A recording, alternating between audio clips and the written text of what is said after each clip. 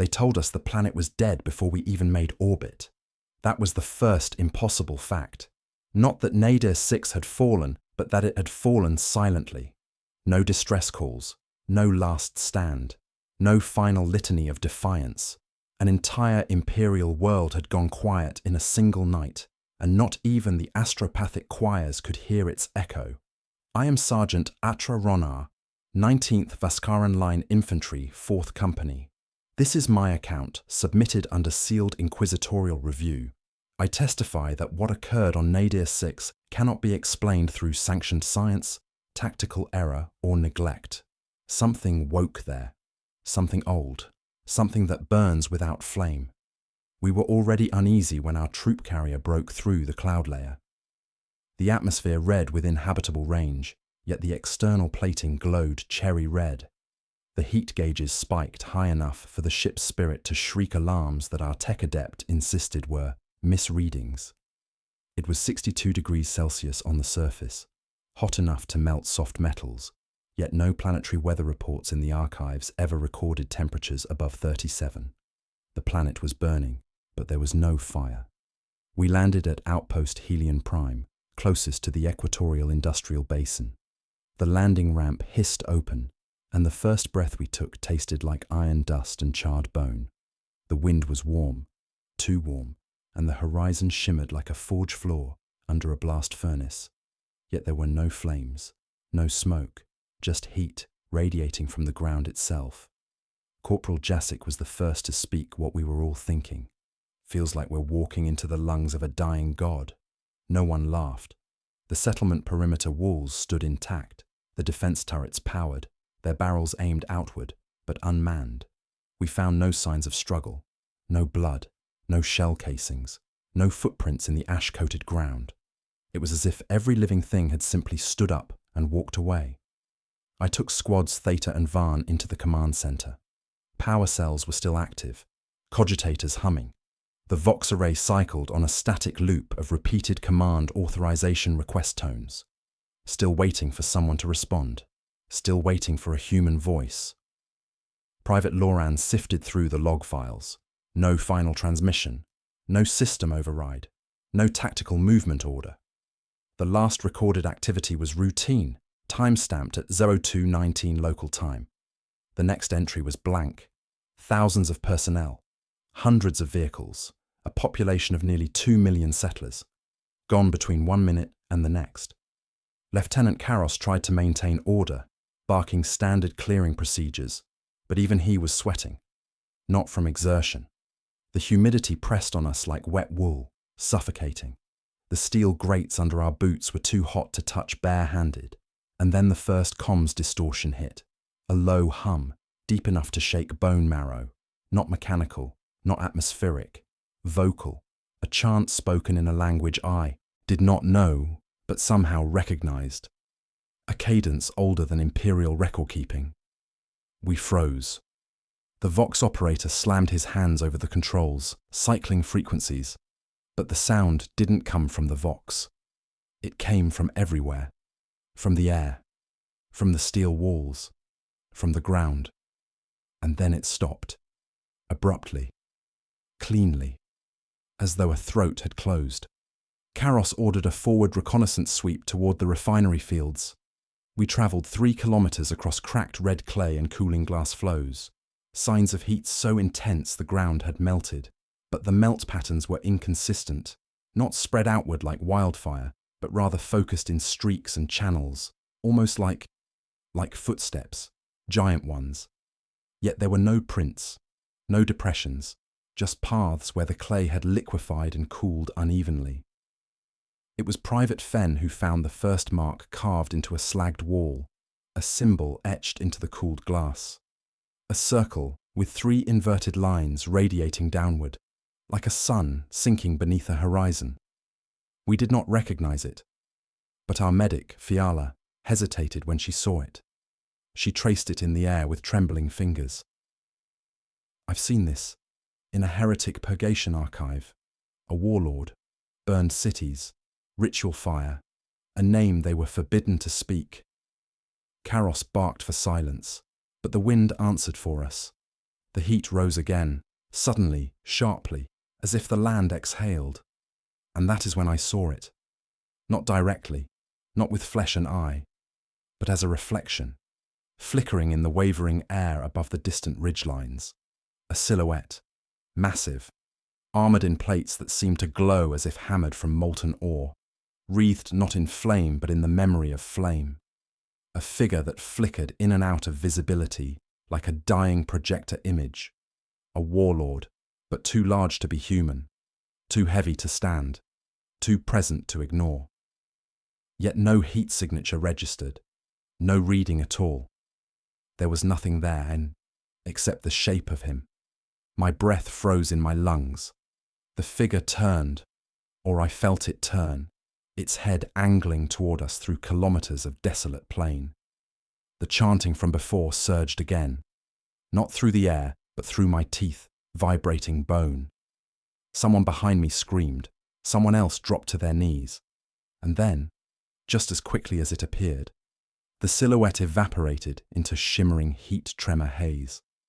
No one spoke for a full minute. When we returned to the landing zone, our Vox arrays were down. Our shuttle pilot did not answer hails. Our astropath transmitted only a single psychic pulse before collapsing into seizure. He walks command, attempted to raise our orbiting strike cruiser, but the channel returned only static. Not the ordinary distortion of signal loss. The static was breathing, slow, wet, human. We set perimeter defenses. We formed watch patterns. We recited the litany of armoured perseverance 3 times over. But I knew something fundamental had already gone wrong. Because, when night fell, it did not get cooler. The ground glowed softly in the dark. And from somewhere beyond the settlement walls came the sound of armour plates scraping across stone. Slow, deliberate, and close enough that we should have seen movement. We saw nothing. No footsteps, no flames, just heat. Heat and the promise of something vast, approaching. We did not sleep.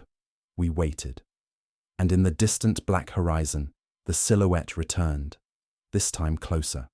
By dawn, though dawn is a generous term for the dull red haze that passed as daylight on Nadir 6, the ground had cooled just enough for us to move without burning through our boots. None of us spoke of the silhouette, not openly, not where others could hear. But it lived behind every glance, every hesitation, every too long look at the horizon. Even Lieutenant Karros moved slower than before. He was a man carved from drill field stone, but now he hesitated before giving every order, as though afraid to say the wrong word in a place where words might listen. We pushed toward Helion District Central, the main civilian habitation hub. The city should have held 30,000 miners, manufacturing engineers, supply teams, and administrative clergy. We expected bodies, signs of panic, trampled streets, rioting, looting, something human. Instead, we found nothing. No footprints, no drag marks, no signs of forced doors or barricades. The buildings sat exactly as they should, hab blocks locked, manufacturum transport yards aligned, traffic towers powered, lenses still rotating. But there were no people. It was like the world had been paused. Fiala checked the environmental monitors again. Still 68 degrees, surface level. Yet there was no flame source, no thermal bloom, no venting plasma reactors, no tectonic shift. The heat was just present, ambient, directionless, as though the air remembered fire rather than holding it. Private Loran clicked his rebreather mic nervously. This doesn't make sense. Heat needs fuel. Heat needs...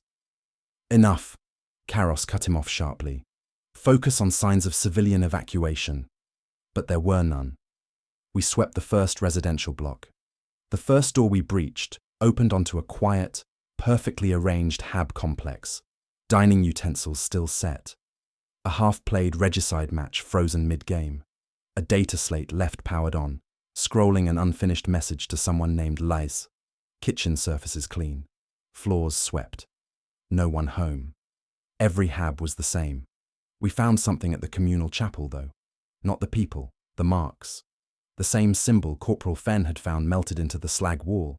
the sinking sun with the inverted rays, was carved into the chapel walls, repeated hundreds of times, some small, some large enough to span meters, but the carvings weren't deep.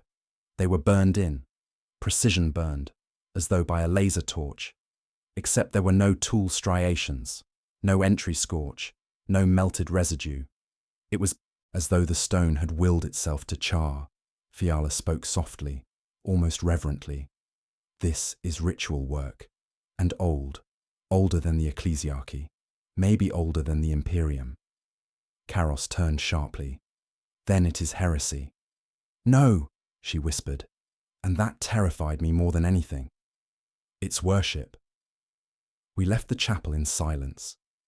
I took point as we entered the Manufactorum district. If Helion had a heart, it was here. Ore conveyors, smelters, robotics gantries, loading yards. The air shimmered more here, the heat bending light like water. The smell was metallic and sweet, like molten copper poured over fruit. The machines were still running, not efficiently, not producing, just moving, endlessly, pointlessly, conveyor belts shifting ore to nowhere, auto-hammers striking empty plating, servo arms rotating as if assembling objects that were no longer present. Every machine operating without attendance, without logic, without command. Karos signaled Tech Adept Row to interface. The adept approached a humming cogitator, incense still smouldering behind his rebreather mask. He placed his mechadendrites into the data ports. Immediately, his entire frame jerked. He convulsed once, violently, and then he turned toward us. His vox emitter crackled. He walks.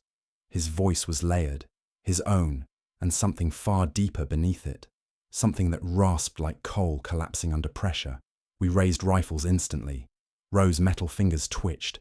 His eyes, pale and lens-filmed, burned from within, lit by some ember that had no source. Then his body fell forward, as though whatever had spoken had left him, and he collapsed to the floor. Smoke rose faintly from his throat. The mechadendrites remained fused inside the console, melted in place. Fiala knelt immediately, checked vitals, shook her head, dead before he hit the floor. Private Loran crossed himself. The gesture did not comfort him. Before Karos could issue new orders, the comms snapped to life, shrieking, not static, screaming. Dozens of voices layered, ragged, throats shredded. Screams of agony, but not pain, exultation. The war chant cadence returned, faster now, stronger, rhythmic, a martial call for blood. We cut the signal manually, but even after the vox was dead, the sound echoed inside my skull, as though something had recognized us, as though something had noticed. We set West Patrol formation and headed toward the central relay tower. Standard Imperial regulation. If the population was evacuated, the relay logs would record route programming and fleet calls.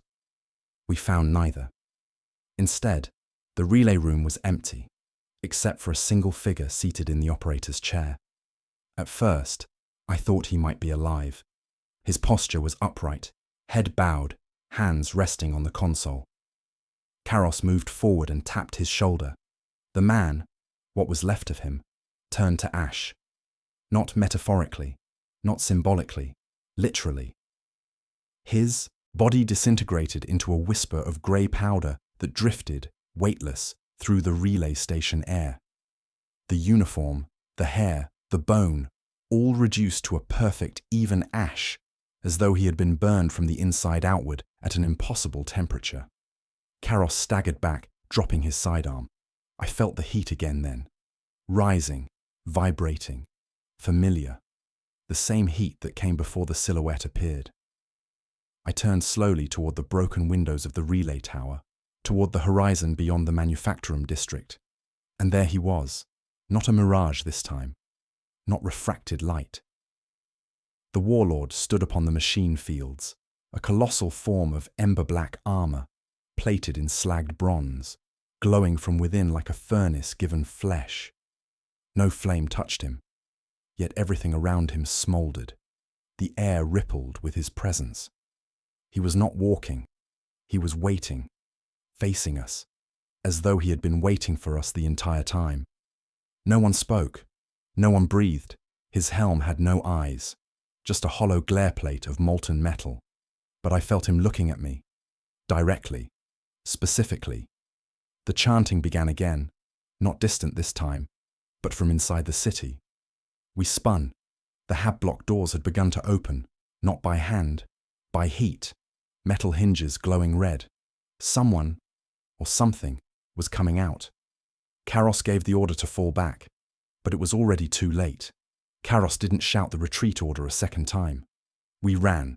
Boots hammered scorched clay and melted roadway as we fell back from the manufacturing sector, rifles up, eyes scanning doorways, rooftops, shadows, anywhere movement might come from. The heat had grown oppressive now, not just a climate effect, but something personal, like fingers pressing against the back of the skull. The doors of the hab blocks continued to open behind us, one after another, slow and deliberate, metal glowing at the hinges. But nothing stepped out. No civilians, no soldiers, no cultists, just the sound. That steady, rhythmic chanting. Not words, not language, something older, something like war drums made from lungs and flame. I kept formation anchor on the left flank. Theta squad covered the rear. Lauren's breathing rasped through his vox mic, too fast, too shallow. Sarge, they're following. I know they are. I can hear. Eyes forward, I said. If they follow, we shoot. If they charge, we fall back to hard cover. If they...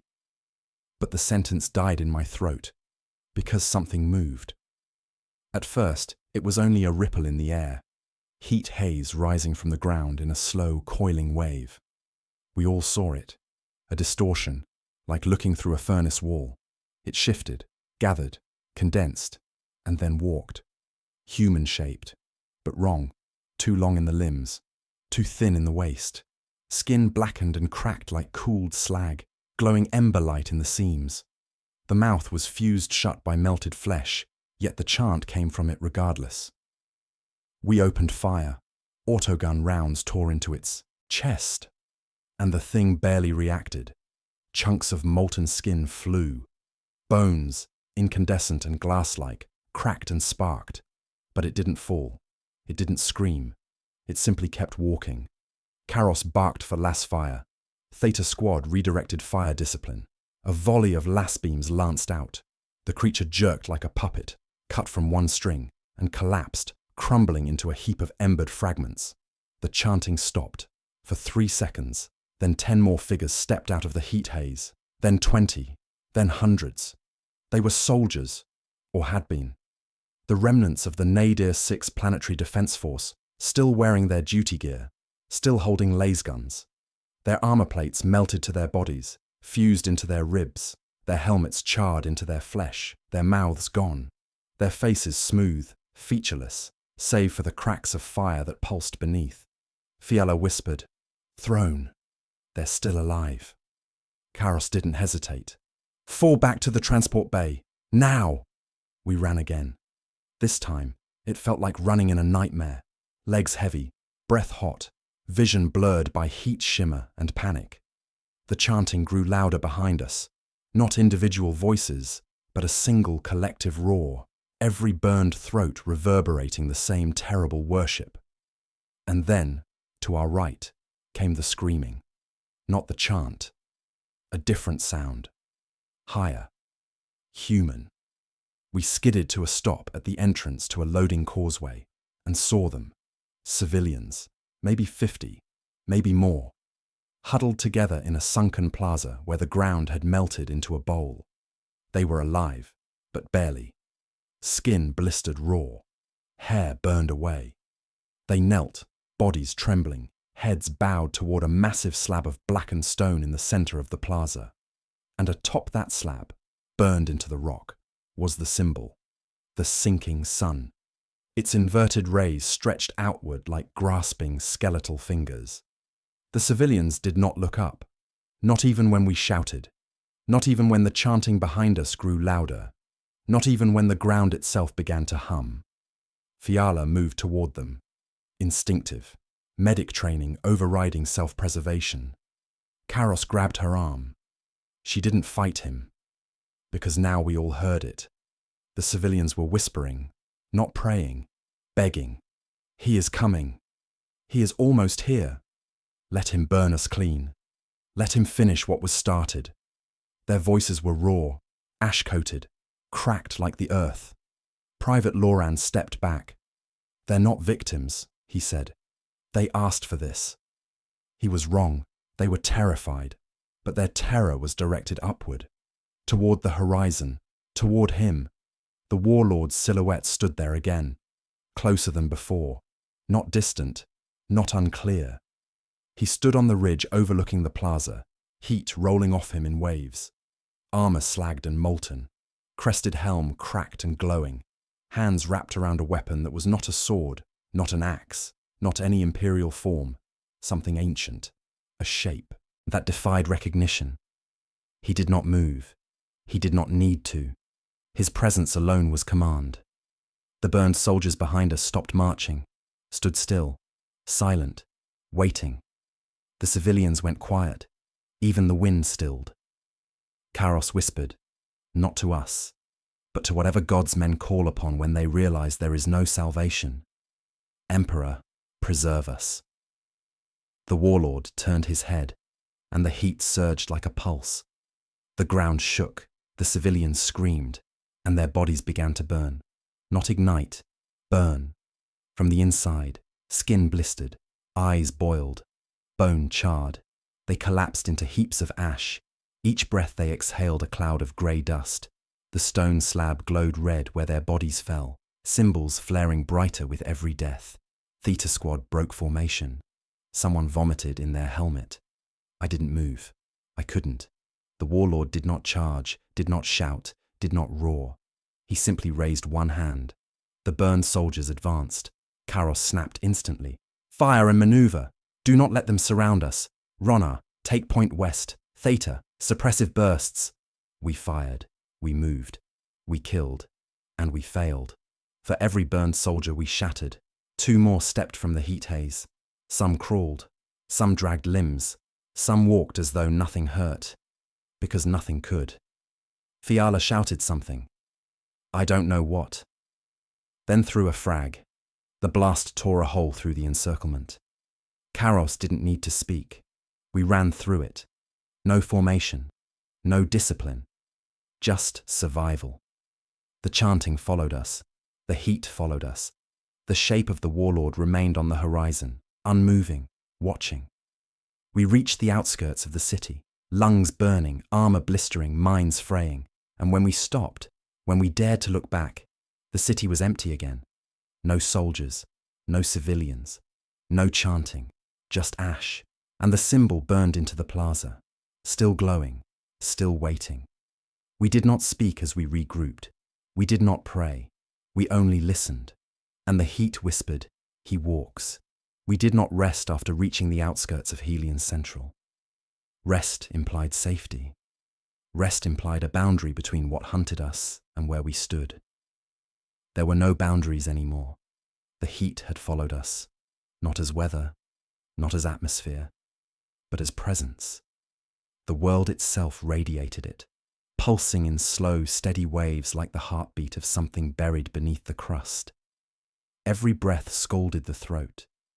Every step felt like walking across forge coals laid a finger width under the surface of the earth. Helion's cracked plains stretched out before us, blackened soil over red clay, studded with mining nodes and derricks once used to extract promethium traces and rare metallic composites. They stood silent now, like gallows that had forgotten their purpose. Karos kept us moving. No formation, no ceremony, just motion. We could not risk stillness. Stagnation was invitation. We travelled along a shale ridgeline that overlooked a dried riverbed, or what had once been a riverbed. Now it was a scar, carved deep into the land as though something massive had dragged its burning weight through the earth. The soil along the valley was vitrified, fused into long ribbons of black glass, reflecting our shapes back at us in warped, rippling silhouettes. Private Loran stumbled as he looked down. "It's like the surface melted," he whispered. "No," Fiala corrected, voice faint and distant. "It was melted. Recently." Which meant something had walked there. Something enormous. And it had walked alive. Karos stopped us at the ridge's peak. He raised a gloved hand. No words.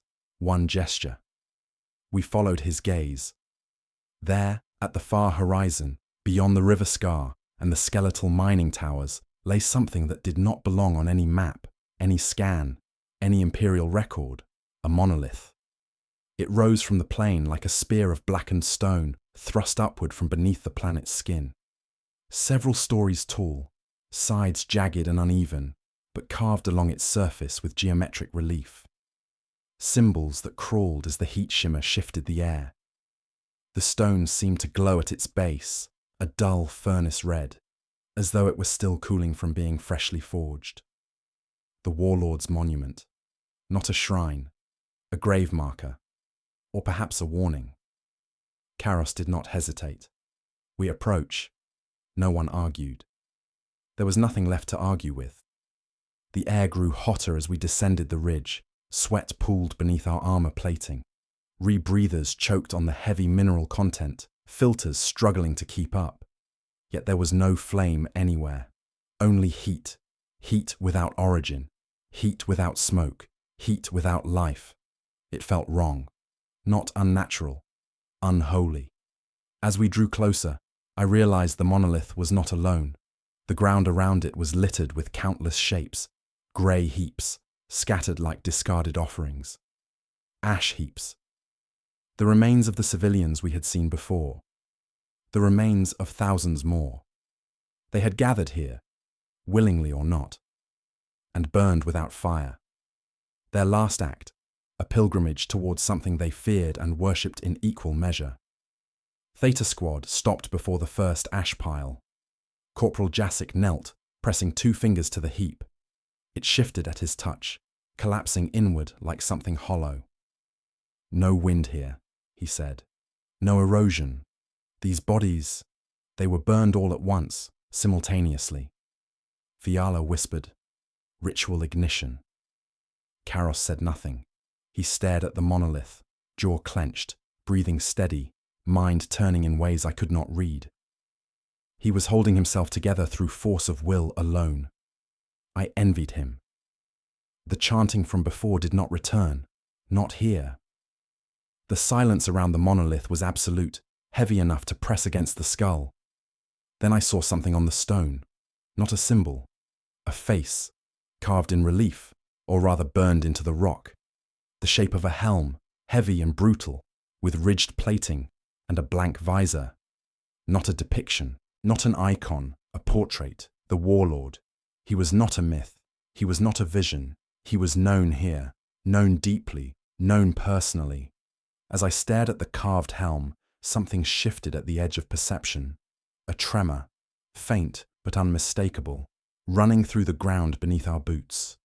We all felt it. A heartbeat. Not ours, the planet's. No, his. Then the whisper came, not external, not auditory, but inside the skull. "He is not dead, he is bound." I staggered. Jassic dropped to one knee. Loran clutched his head, drawing blood where fingernails dug too deep. Karos did not move. He spoke into the scorching air. "If he is bound, then something bound him. And we can find it." Fiala looked up at him, eyes wide and fever bright. "Or something is unbinding him." The tremor answered her, stronger this time. The ground cracked, a thin fracture splitting from the monolith's base outward, glowing orange like cooling slag. The heat surged, not environmental now, but directed, as though pushing outward from beneath us. We stepped back. The ash piles, hundreds of them, lifted, not blown, lifted, as though some unseen exhalation of pressure rose from the fissure. Ash swirled into the air, not scattered but drawn upward, pulled toward the monolith in spiraling currents. The sky darkened beneath the haze. The ash began to coalesce, not falling, forming, limbs, rib cages, disfigured skulls. Dozens, then hundreds of shapes pulling themselves together from the dust of the dead. Not alive, not moving, just assembling into something like bodies. Unfinished, waiting, receiving shape. The monolith pulsed, a deep, low resonance, felt in bone, not heard by ear. And then, he stood behind us, not walking, not arriving, simply there, the warlord, closer than before. No heat distortion now, no shimmering veil. His armor was black iron drowned in molten ore. His visor glowed furnace white. His presence pushed the air outward in a shockwave that burned the lungs and made the skin blister beneath armor plating. We froze, not because of discipline, because the body knows what the mind denies. It knows when it is prey. The warlord did not move, but the world did. Behind him, the ash forms began to take their final shapes, and every one of them turned their head toward us, not by muscle, by command. Karos drew his weapon, not to attack, but to acknowledge. "This is no planetary uprising," he whispered. "This is resurrection." He looked at me, straight into my eyes. "Sergeant, we are not here to win. We are here to warn." The air shook. The ash forms took their first step, and we ran, not as soldiers, as survivors. We didn't speak while we ran. There was nothing left to say, not after watching the dead assemble themselves into new bodies, not after standing in the shadow of the warlord himself. Words felt useless now. Language was too small to name what walked behind us. The ground trembled in long, slow pulses as we crossed the vitrified plain, like the heartbeat of some immense creature turning over in its sleep beneath the planet's crust. Every few minutes, the tremor intensified, and heat pulsed through the air like pressure waves. Not wind, breathing. Private Loran stumbled twice, nearly collapsing from exhaustion and panic. I caught him by the collar the second time and dragged him back onto his feet. "We keep moving," I told him. "There's nowhere to move to," he rasped, voice cracking. "We saw him, Sarge. We saw him. That was... move." My own voice didn't sound like mine anymore. Karos led the way. His pace never slowed. His weapon never wavered. But I could see the tremor in his jaw. And Fiala, poor Fiala, kept whispering to herself as we ran. Not prayers, not fear, recitation. A medical chant from her training days. Something rhythmic and memorized. Something to keep the mind from coming apart under trauma. Stabilize airway. Assess bleeding. Treat for shock. Stabilize airway. Her hands shook with every step. We descended into a ravine, one of the old ore extraction trenches from the planet's early mining days. The walls here were steep, cut straight down into shale and sandrock. It offered cover from the horizon, cover from him. But the heat was worse here. Close. Trapped. The air tasted of metal and blood. Karos signaled halt. We dropped behind a collapsed loading tram and finally, breathed. Theta Squad formed a perimeter. No one relaxed. No one sat. Helmets stayed on. Fingers stayed on triggers. The silence pressed in. Not true silence. The absence of sound. The kind that feels intentional. As if something was listening. Karos turned to me. "Report, Sergeant." My tongue felt heavy, thick, numb. "Squad operational. Loran unstable. Fiala, holding. Ammunition at 60%. Vox dead. No long-range signal return." Karos nodded. Not approval, just acknowledgement. Then he said the thing none of us wanted to hear. "We're going toward the event site." Loran's breath hitched. "Why? Why in Throne's name would we go toward it? We need to evac. We need to..." Karos fixed him with a look that could cut armor. "Even if evacuation were possible, what would we be evacuating from? We don't understand the anomaly. We don't understand the warlord. We know only that he is waking."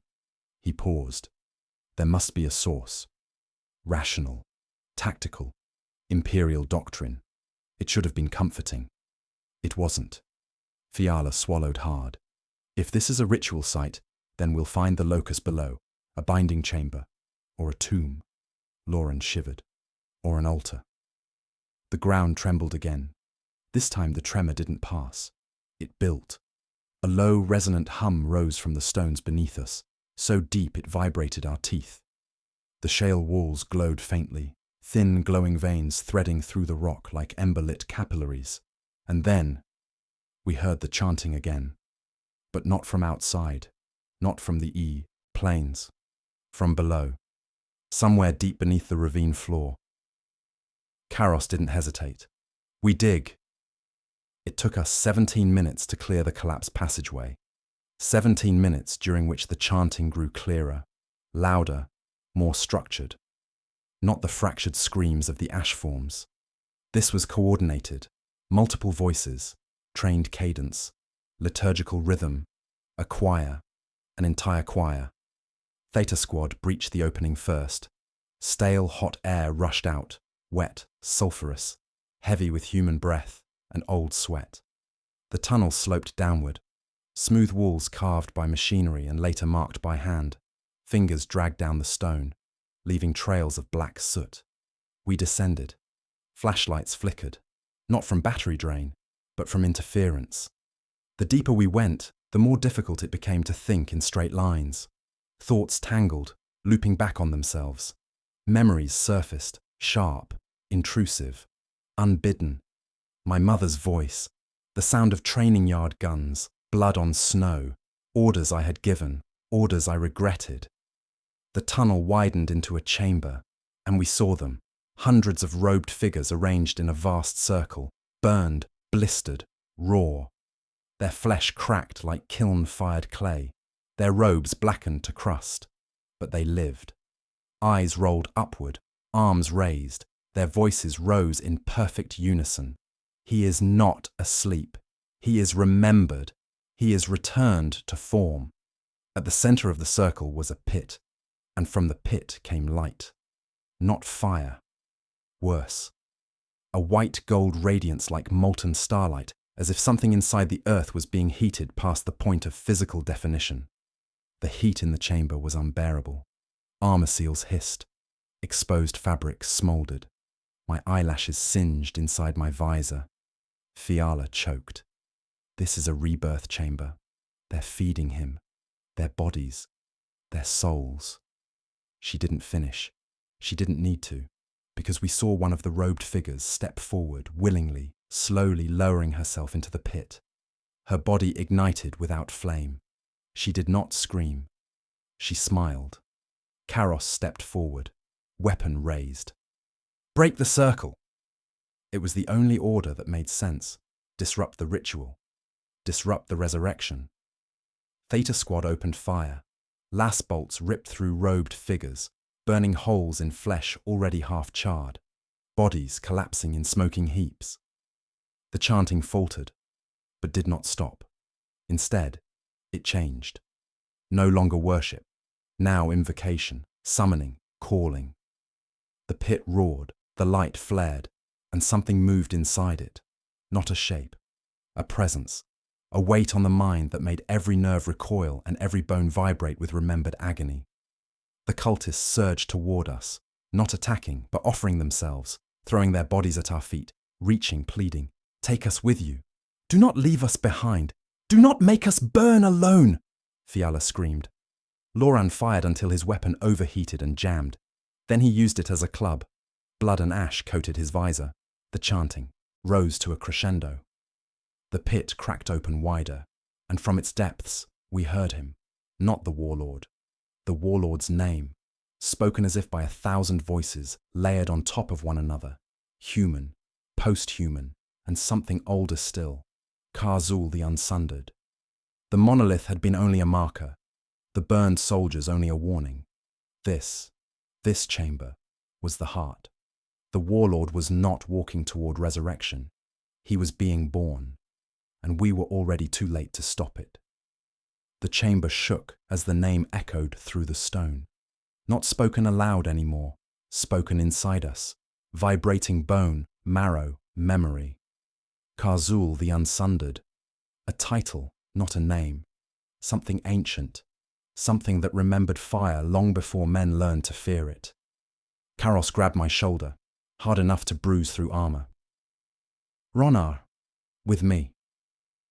He moved toward the nearest cultist, still standing in the ritual circle. I followed. We didn't need strategy now. We needed to break the chain of the summoning, reduce the choir, fracture the unity. But the cultists did not break. They embraced us. One reached for me, not attacking, just reaching, palms up, eyes wet with gratitude. "We were so cold before him," she whispered. Her voice was soft, human, kind. I drove my bayonet through her throat. She died smiling. The chanting stuttered, broke, regained cohesion. Not enough. Karos slammed his rifle butt into another cultist's face. Blood smeared across the floor, then evaporated in the heat before it touched the stone. The temperature was rising faster now. Armor plating burned to the touch. Pauldrons radiated heat like iron left in a blast forge. Fiala staggered forward, pulling off one glove to try to staunch a burn along her forearm. Skin bubbled under her fingers. "The heat," she gasped. "It's inside, not outside. Inside." Lauren grabbed her by the shoulders. "Stay with us. Fiala, stay." But he stopped speaking, because Fiala's skin was changing, not burning, calcifying. Her veins glowed faintly beneath the surface, thin, molten orange lines branching outward like a spiderweb under the skin. Her pupils dilated until her eyes turned completely black. She looked at me, and she smiled the same smile the ash cultists had. "It's not pain," she whispered. "It's purpose." I didn't think. I reacted. I tackled her to the ground and pinned her wrist. She writhed, stronger than she should have been. Bones popped in her arm, skin cracked. The glowing veins pulsed brighter, like something was moving through them. Karos moved toward us, but I raised a hand. "Don't! If you touch her." He understood. Corruption was contagion here, not physical, not biological, conceptual. Proximity transmitted it. Fiala stopped struggling. She stared up at the stone ceiling like it held the sky. "He doesn't want to hurt us," she murmured. "He wants us to join." Loran fell to his knees beside her. "Fiala, please." But she no longer heard him. She had already turned her face toward the pit, and she began to crawl, dragging herself across the burning stone on hands and knees, skin splitting with each movement, leaving glowing streaks of bloodless ember flesh behind her. Loran tried to pull her back, and she screamed, not pain, rejection. "Do not keep me from him!" Her voice was no longer her own. It was dozens layered, hundreds. We had lost her. Karos made the call with a single nod. Theta Squad opened fire. It took too many rounds. When she fell, her body broke into ash, not soft, not drifting, sharp, like shattered glass, scattering across the floor in glittering fragments. The chanting rose again, louder, more frenzied. The cult circle tightened formation. The pit flared white-hot, and the tremor beneath us became a pulse. The warlord was no longer being remembered. He was awakening. We needed to break the ritual entirely. Karos pointed to a secondary tunnel branching off the chamber. "The machinery that built this chamber, its power source, will be down there. Ronar, with me. Theta holds the entrance." It was a suicide order. Theta Squad didn't question it. Their last act would be to hold back the dead. Never has loyalty hurt more. Loran followed Karos and me into the lower tunnel. The walls were smooth, too smooth, like meltstone carved not by tools, but by pressure and heat. Symbols pulsed faintly across the surface, glowing each time that deep subterranean heartbeat sounded. At the end of the tunnel was a vault, a circular chamber lined with relic frames, suits of armor and weapons arranged like offerings. Not imperial ceremony, not mechanicus display, memorial. This was a tomb, not for a body, for a warrior, for a god of war. In the center of the vault stood a massive iron sarcophagus fused shut by slag and time. Runes burned across its surface, glowing brighter each second. The seal bonds were cracking from the heat pressing outward. Lauren stared at it, voice shaking. "He's in there." "He was," I said. What's in there now is what's coming. We scanned the chamber for power conduits, ritual anchors, anything that tied this vault to the pit above. It didn't take long to find it. A glyph lattice carved into the floor, 12 intersecting runes, one central sigil, the same symbol as the monolith. The sinking sun. Loran swallowed. If we break the center, we risk accelerating the binding collapse, I said. Karos finished the thought. Or we stop the awakening. No order this time, just choice. Loran raised his rifle first. We all aimed. We fired. Lasfire struck the central sigil, and the entire vault screamed, not metaphor. The stone itself screamed. A shockwave blasted outward. We were thrown against the walls. My visor cracked. My rebreather failed. The air hit my lungs like boiling water. The heartbeat stopped. For one moment, silence. Then, everything happened at once. The seals on the sarcophagus burst. Liquid metal sprayed outward, hitting the floor with a hiss like rain on a forge. Something inside shifted, not stepping, unfolding. Karos dragged me to my feet, shouting, but the words didn't reach me. The roaring heat drowned everything out. We ran. The tunnel shook. Stone cracks split overhead. Emberlight poured down. Behind us, something took its first breath, and the world listened. We reached the ritual chamber again. Theta Squad was gone. Only ash remained where they had stood. The cultists were chanting with ecstasy now, bodies trembling, faces uplifted in rapture. As the pit erupted, light poured upward in a blazing column, hitting the chamber ceiling with force enough to crack stone. Flames, real flames this time, coiled from the light like tendrils, wrapping around the ash-formed soldiers we had seen above. They were not corpses anymore. They were hosts. Their eyes ignited, their spines straightened, their armor reshaped itself, plates warping and merging into forms too fluid to be metal, but too heavy to be flesh. A legion was being born. Karos stared, eyes wide, not in fear, but in understanding. We didn't interrupt the ritual. He looked at me, and for the first time since deployment, Karos looked afraid. We accelerated it. The ground split open, the ceiling cracked, the light became shape, and the warlord began to rise. The light from the pit did not behave like fire. Fire dances, fire flickers, fire lives. This light commanded.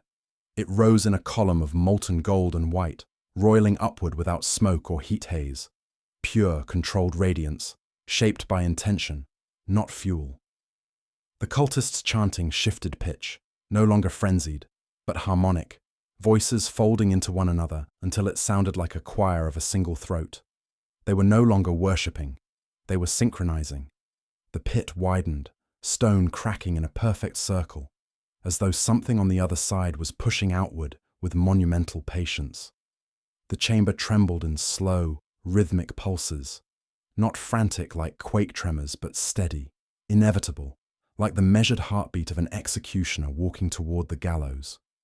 Loran clutched his rifle so tightly his knuckles blanched white inside the gloves.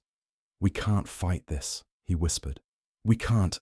This isn't—" He couldn't finish the thought. Karos didn't look at him. Karos was watching the light. A silhouette coalesced inside it. First an outline, then texture, then mass. The shape of armor, the mass of a titan, the presence of a god of war. Karzul, the unsundered, bound once, unbound now. His form solidified from the light, ash and molten iron being drawn in from the chamber floor. Fragments of armor floated upward from the dead cultists and reassembled around him. Chestplate, pauldrons, a helm like a furnace mask forged in the shape of a skull. Except it was not being constructed. It was being remembered, recalled, reclaimed. The air, distorted around him, heat warping space itself. Patterns of movement blurred at the edges of vision, like watching something too massive to comprehend through eyes made for lesser realities. Karos spoke softly. He was not a warlord. He was a weapon. The cultists dropped to their knees, heads lowered, palms against the stone floor. Not in reverence, in submission. Their voices became one. The unsundered rises. The fire that was stolen returns. The world remembers its master. Loran took a step back. We need to leave. Now, now, now. Karos, please. But Karos wasn't listening. He was studying the warlord in a soldier's way, not with awe, not with reverence, but with tactical recognition. He watched the weight distribution, the structural density of the armor, the energy radiating off the core plates. He wasn't gawking, he was calculating. Karos had seen Astartes in battle before. He had seen tanks burn. He had seen demon incursions in the outer ring.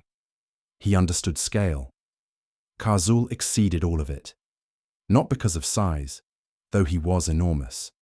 Not because of presence, though he filled the chamber like a star fallen to earth. But because reality itself acknowledged him. His awakening was not the arrival of something new. It was the return of something familiar. The world had simply been waiting for him to stand back up. Karos whispered. He was never destroyed, only delayed. The warlord's helm turned, not toward the cultists, toward us. A pressure wave slammed outward, not sound, not heat, command. The kind of command that bypasses thought and speaks directly to the animal root of the brain. Kneel. My legs buckled, my vision blurred, my jaw locked, but I did not kneel. Somewhere in the haze, I heard Karos grit out, "Stand! Sergeant!" I forced air into my lungs. My armor felt like it weighed hundreds of kilos. Every muscle burned like I was being cooked inside my own skin. But I stood. Loran collapsed, not from weakness, from grief. His voice broke. Why us? Why here? Why did we have to see this? A shadow massed beside the warlord. Not smoke. Bodies. The ash forms we had seen before, now becoming soldiers. Their armor accreted around them like insects forming exoskeletons. Their eyes glowed like coals fed by bellows. Their weapons formed from slag that stretched and hardened into blades and rifles and halberds that radiated molten heat. A legion was assembling, reassembling, reclaiming. Fiala should have been among them. My stomach turned. Karos stepped forward. One step, no hesitation, no hesitation. He stood between us and the warlord, like a barrier of bone, steel, and duty. Karzul, he said, the name sounding like iron dragged across stone. I am Lieutenant Karos of the 19th Vaskaran line. I serve the God Emperor of mankind, and I will not let you return to his Imperium. Silence followed, not absence of sound, the withholding of sound. Then, Karzul spoke, not with voice, with heat.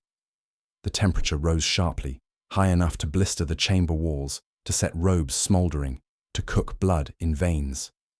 The Emperor took what was mine. I returned for what was left. Karos shook his head. The Emperor is alive. You are not welcome in his realm. The warlord's helm tilted. The Emperor is a thief of worlds, a usurper of flame, a liar king. I burned before him, I will burn after. The cultists cried out in ecstatic agony. Loran fell to his knees, but I held him up.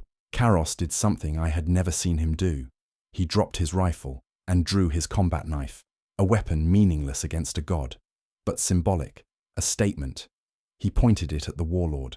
If you rise, the Imperium burns. My world burns. Every world burns. Karzul stepped forward. Each footfall cracked the stone. Yes. Karos exhaled. A surrender, but not of duty, of illusion. Then my life is already spent. He turned his head just enough to look at me. Not fear, not regret. Command. Ronar. Witness. The warlord raised one burning hand. Karos charged. For one impossible second, he seemed to move faster than he ever had. Not because he believed he could win, but because he had already accepted death. Acceptance is the purest form of courage. The warlord didn't strike him, he touched him. Karos turned to ash, not burned, unmade. His remains scattered on the chamber floor like grey snowfall. Loran screamed. I didn't. I could not afford to. Because at the edge of my vision, through heat, smoke, radiant pressure, I saw something else. An exit. Not salvation, but escape. A collapsed service tunnel behind the forming ash legion. Weak stone, collapsing structure. A chance. Not to win, but to run, to tell, to warn. I grabbed Loran's arm. Move! He didn't understand. He didn't need to. He followed. Behind us, Karzul turned fully upright. Reborn, resumed, returned. And the world burned without flame. The tunnel we fled into was not built for human passage.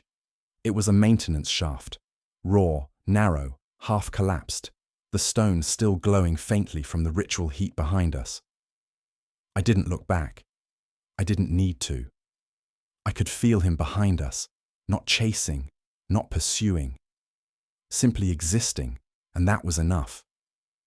Loran stumbled ahead of me, hands braced against the walls, helm lights flickering in the suffocating dark. The deeper we moved, the cooler the air should have become.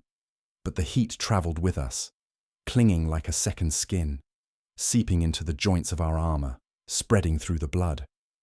I tasted metal every time I breathed. We moved in silence for minutes, maybe an hour. Time blurred in the tunnels, warped by exhaustion, by fear, by something else moving underneath thought. Loran finally spoke. Karos is gone. Not a question, a fact laid bare and bleeding on the stone floor between us. My voice felt scraped raw when I answered. He made sure we weren't. Loran stopped walking. Just stopped, in the middle of the tunnel, chest heaving. His shoulders trembled. He didn't stand a chance. I put a hand on him. Not reassurance, just contact. He knew that. Loran's breathing slowed. He nodded once, then he kept moving. We descended deeper and deeper. The stone walls changed, first rough-hewn, then melted smooth, then veined with glowing amber filaments that pulsed in rhythm with something beneath us. A heartbeat still, not seismic, not geological, alive. The tunnel opened, abruptly, into an enormous subterranean cavern, larger than the Hab district above, larger than any manufactorum vault, a cathedral of stone and heat and echo. And it was full, not with bodies, not with cultists, not with ash soldiers, but with architecture, structures built from fused stone and slagged iron, arranged in incomprehensible geometry, shapes that hurt to look at, angles that didn't exist in real space, curves that doubled back on themselves, spires that seemed to stretch both upward and downward simultaneously. A city. No. A burial place. But not for the dead. For the dormant. Loran's voice trembled. This was under the colony. This was here before the colony, I said. He swallowed hard. His visor lights reflected the architecture like stars reflecting on black water. How do you know? I didn't. But the knowledge sat in my bones like old, inherited memory. We approached the central structure, a massive spired arch rising from the cavern floor, a gateway, a door.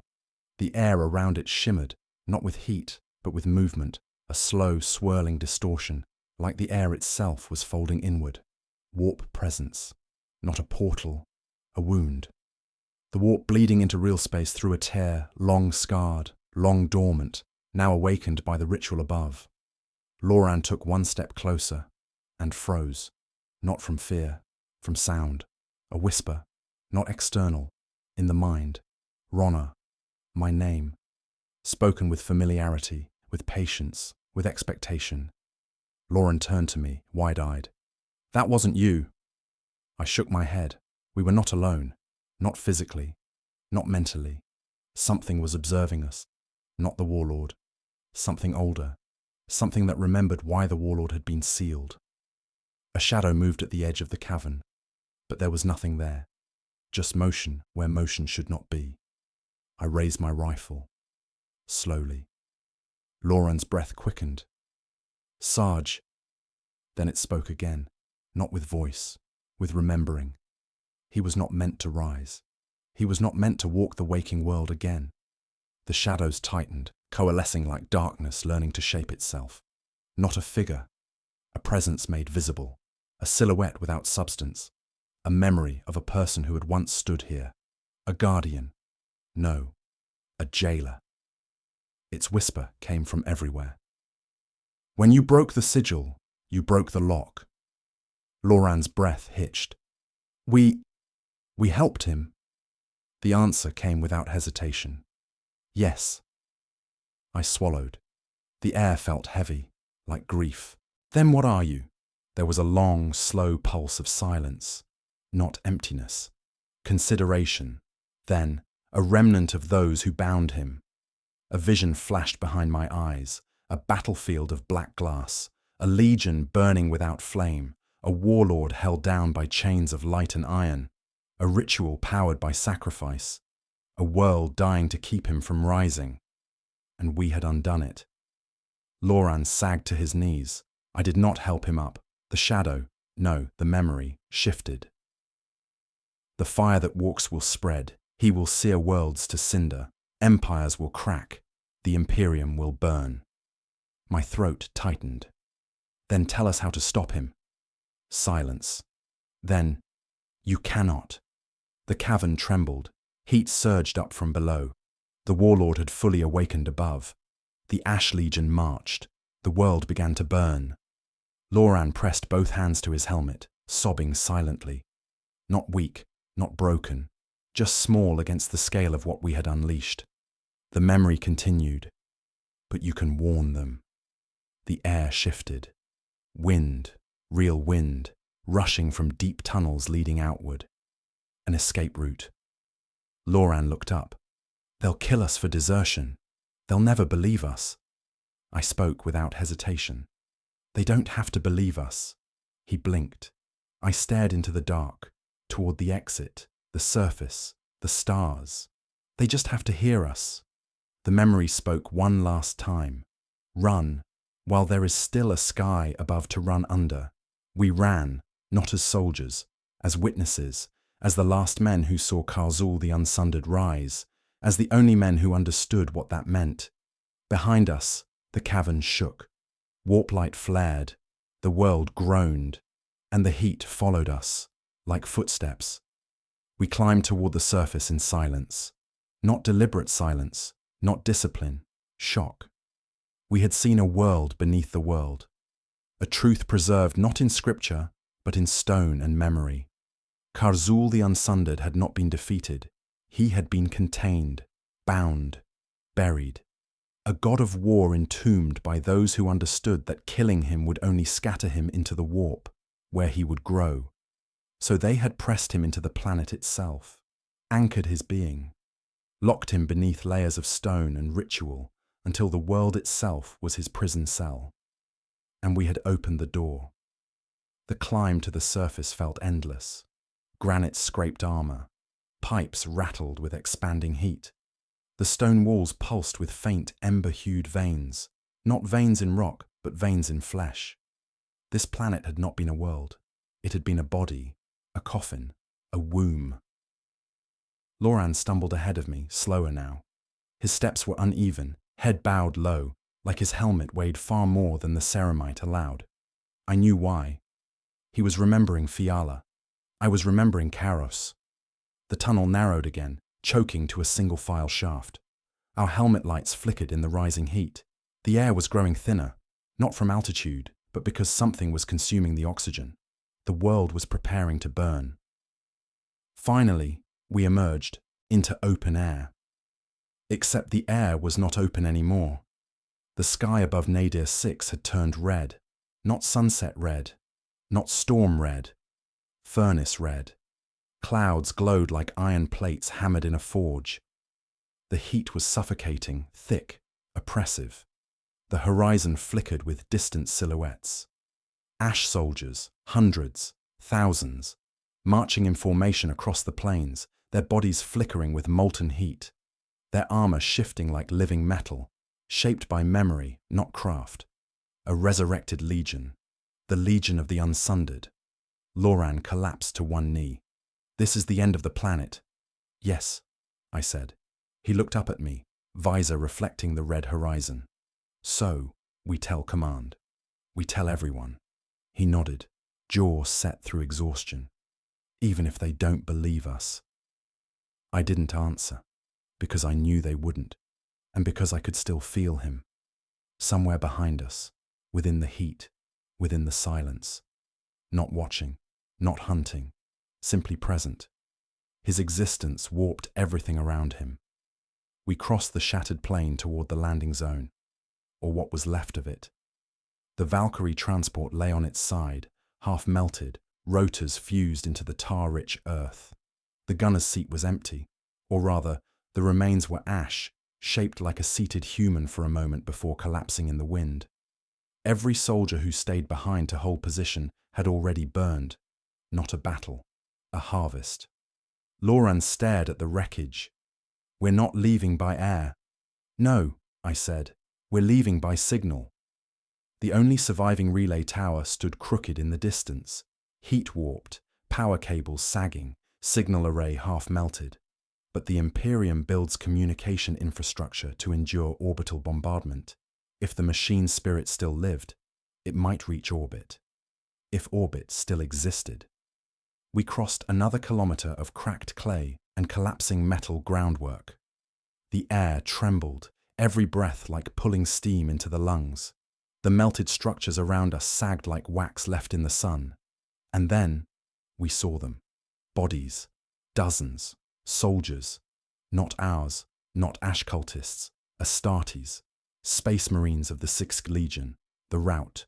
The Wolves. Their ceramite armor was split, blackened, melted in unnatural patterns, runic talismans shattered, helms fused to bone. Some had died kneeling, some standing, some in a last act of defiance. The wolves had been here, and they had failed. Loran whispered, voice thin. If they couldn't stop him, what are we?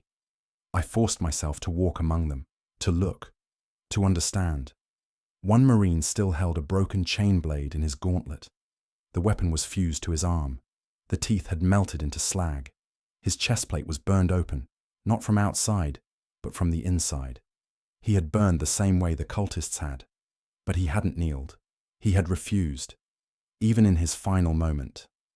I bowed my head, not in reverence, in recognition. We reached the relay tower base. The access console glowed dimly, its Auspex lights flickering like a dying candle flame. I knelt and initiated manual boot sequence.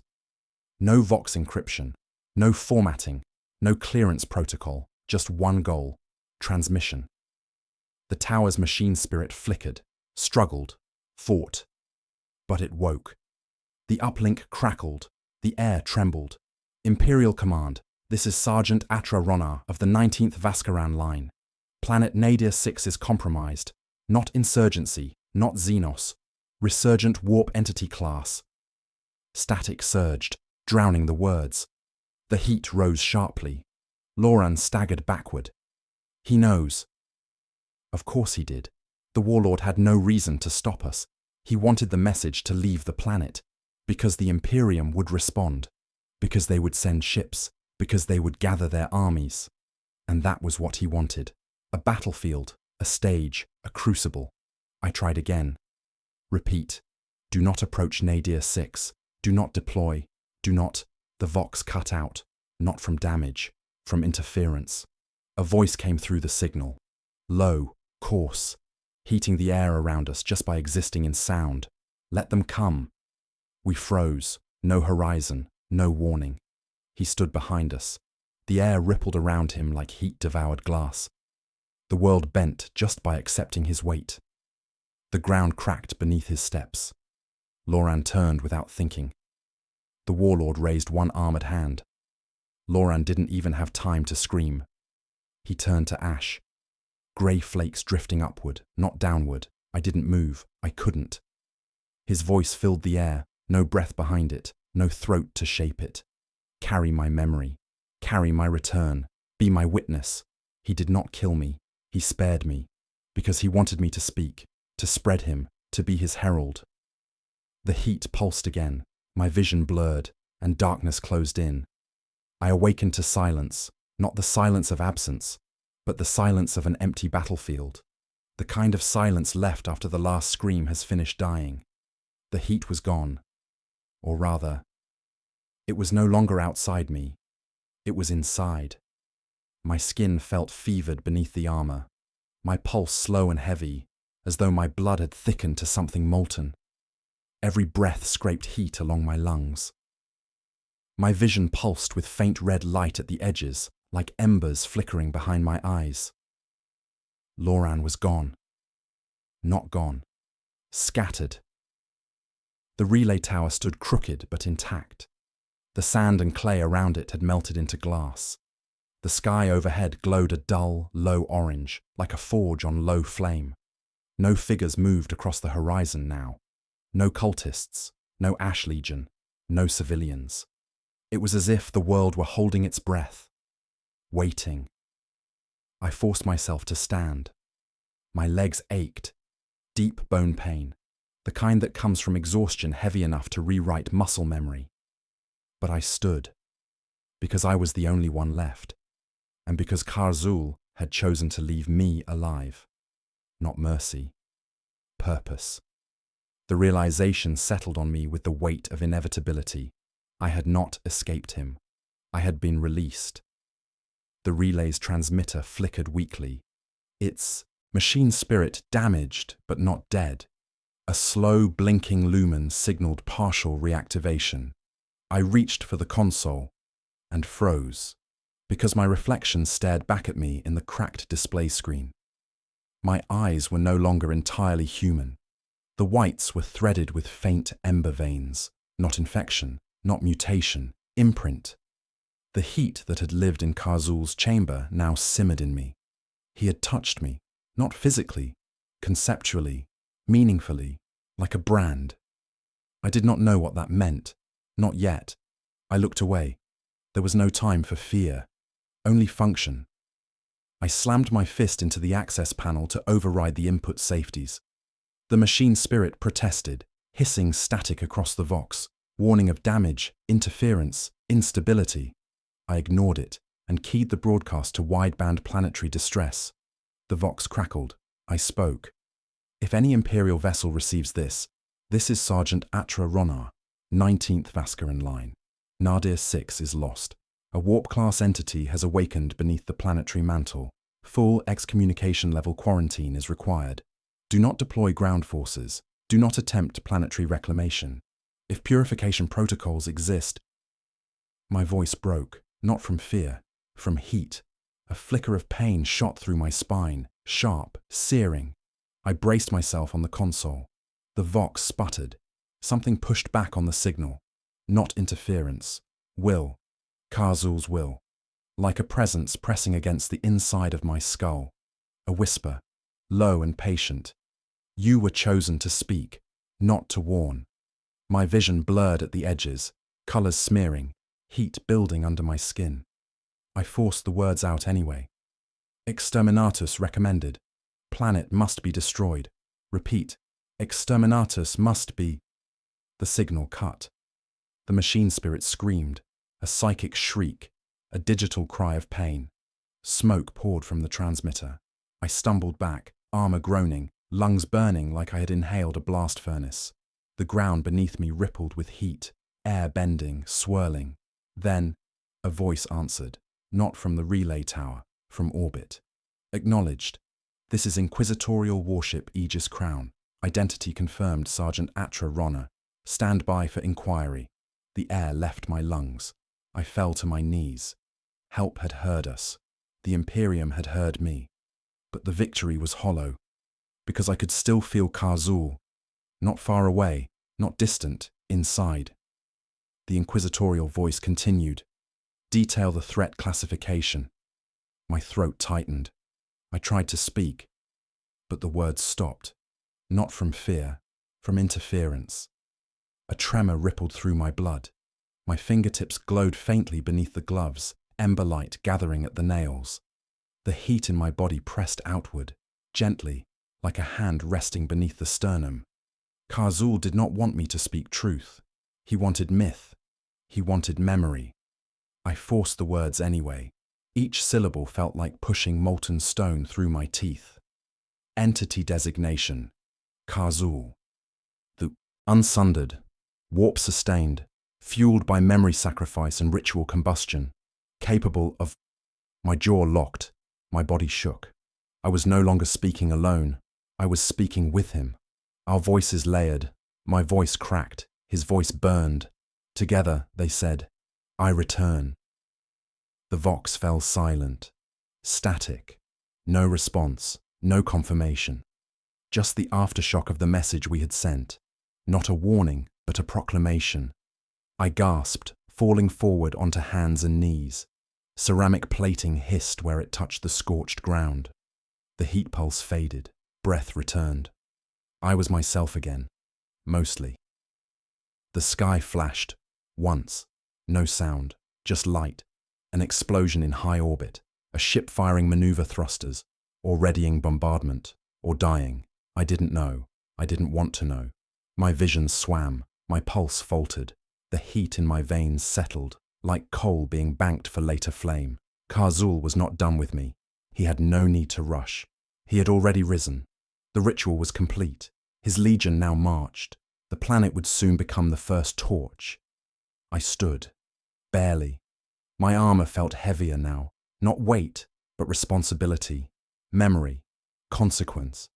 The relay tower glowed faintly behind me, still alive, still transmitting background signal into the void, sending our message, spreading the truth, or the infection, across every listening frequency. Khazul had exactly what he needed, witnesses. And I was the last one left. I looked toward the horizon. The Ash Legion was marching, not toward us, toward the stars, not physically, not through ships, through faith, through memory, through stories, through me. I whispered into the burning wind, I won't carry you.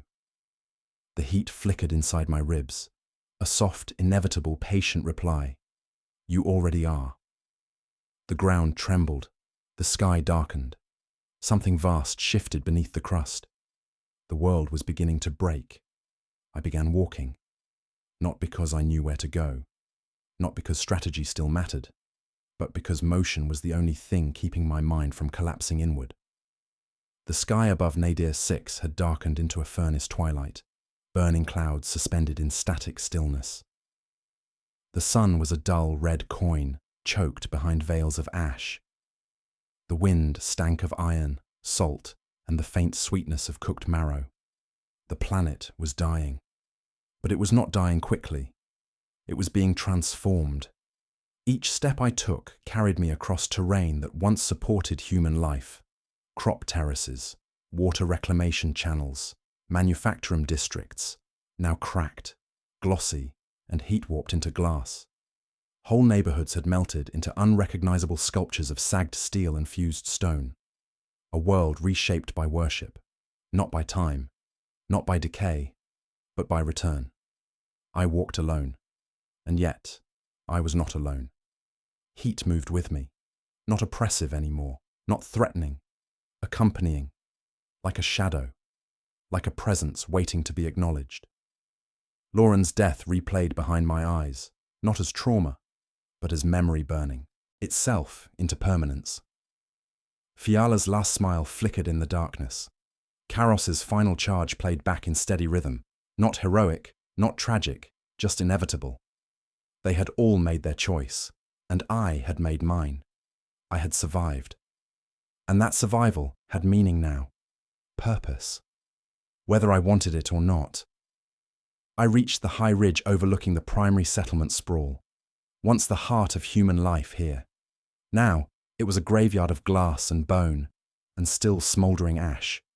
And there, at the center, stood Khazul, fully risen. Not silhouette now, not memory, not flicker. A tower of iron, stone, and flame given shape. His armor was a fusion of battlefield scars and ritual mark, black iron veined with magma flow, plates cracked and reforged countless times. His eyes, if they could be called eyes, glowed furnace white, heat spilling like light from beneath the helm. Around him, the legion of the unsundered assembled. Thousands now, no longer shambling half-formed constructs of ash and memory, fully realized, fully armored, fully alive. Not men reborn, men restored to what they once were. Warriors forged not by genecraft or imperial doctrine, but by devotion to destruction. They moved with precision, with unity, with purpose. The sky above them swirled into a vortex of ember clouds, a ritual storm, a warp wound forced open by will alone. It churned, pulsed, and expanded, smoothing the planet's atmosphere into a single, burning lens. A signal, a beacon, not calling for followers, calling for foes. Because Karzul did not want worship. He wanted war, and war would come. The Imperium would not ignore a planet-wide distress signal, a world falling silent.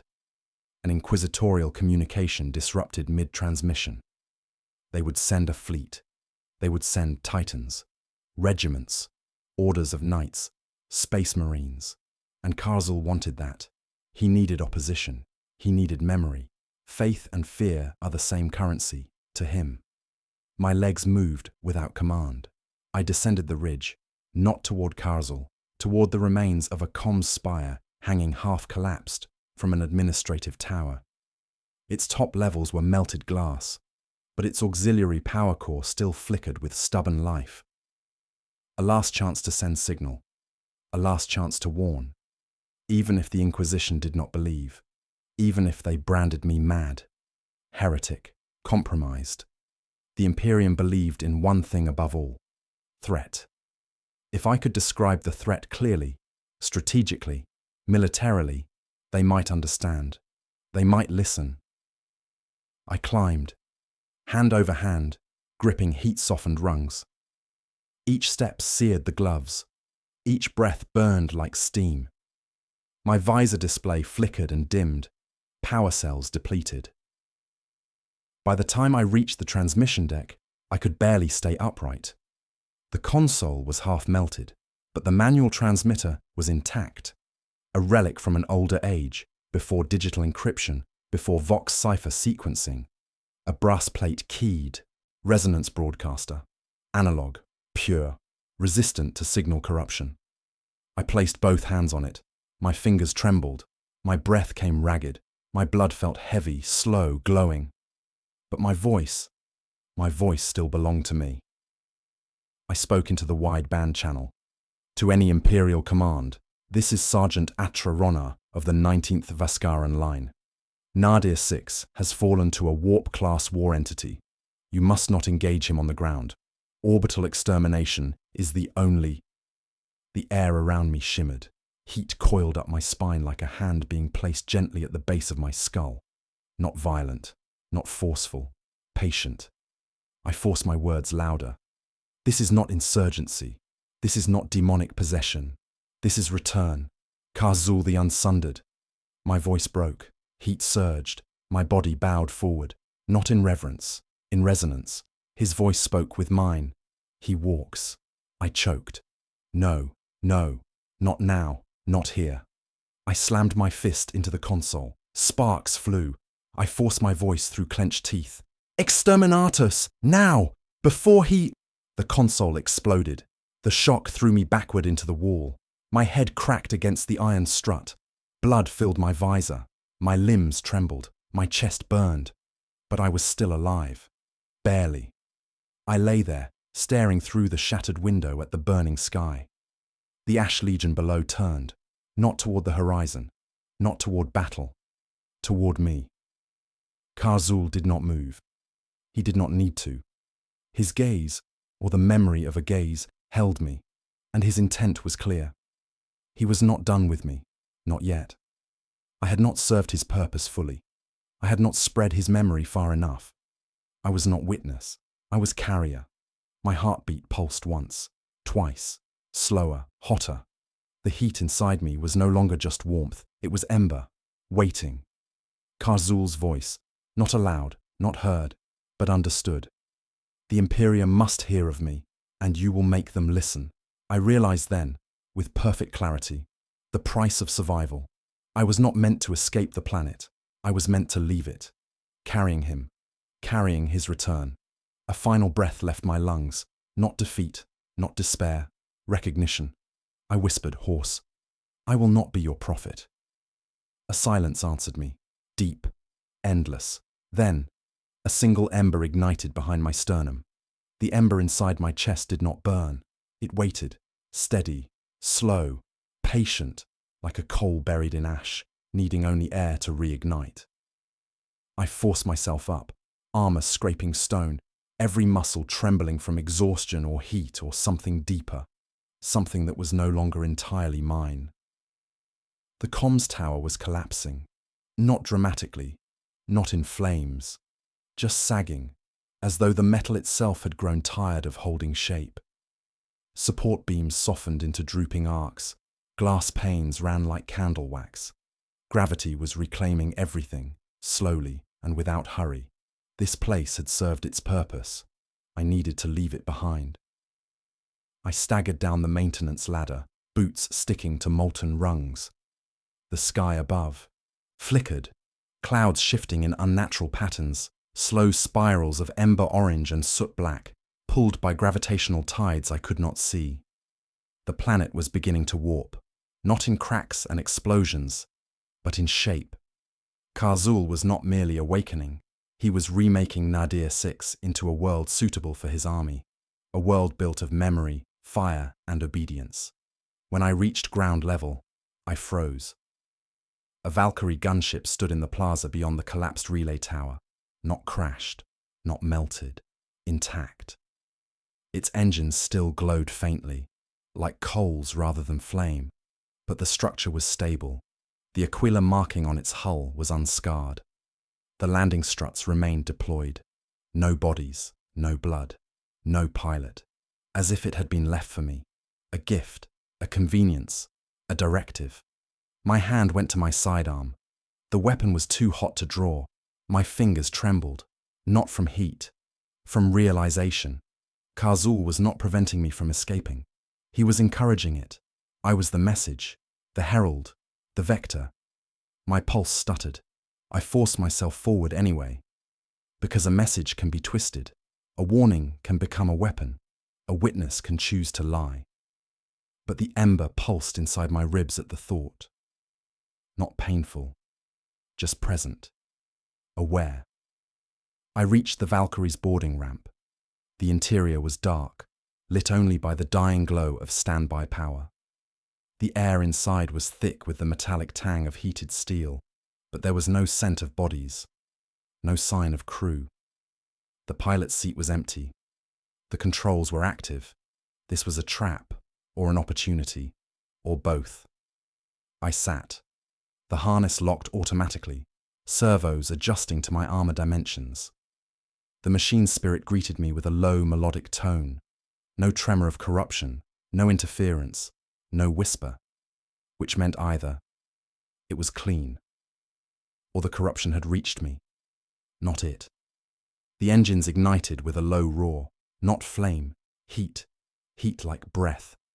I lifted off. The ground fell away beneath me, glass planes reflecting sky like a mirror, Ash Legion ranks marching with perfect synchronicity below. Karzul stood at their head, watching. Not with eyes, with awareness. I did not look down. I looked up. Toward the upper atmosphere, toward the void. Toward the Aegis Crown, the inquisitorial warship that had answered my earlier transmission. If it still lived. If it had not already burned like everything below. The air thinned. Clouds gave way to smoke haze, then to open sky, then to the black between worlds. Static crackled on the internal vox. Then, repeat, if you are receiving this, identify yourself immediately. I slammed the transmitter switch. This is Sergeant Atra Ronna of the 19th Vaskaran. I am alive. I am leaving Nadir 6. Do not land forces. I repeat. The transmission bled into distortion, red static, heat hiss, resonance, Karzul's influence. I forced the words harder. Do not make planetfall. The entity has risen. The planet is compromised. Silence. Then a different voice came through, cold, controlled, accusing, an inquisitor. Ronna, confirm biological purity. My breath caught, not because I didn't know the answer, but because I did. My voice felt heavy, weighted. I am not compromised in function, but I was in proximity to the awakening. There is potential exposure to... The Inquisitor interrupted. Then you are compromised. Not emotion, not cruelty, just fact. Ronna, you are ordered to stand down control of the vessel. We will take custody upon docking.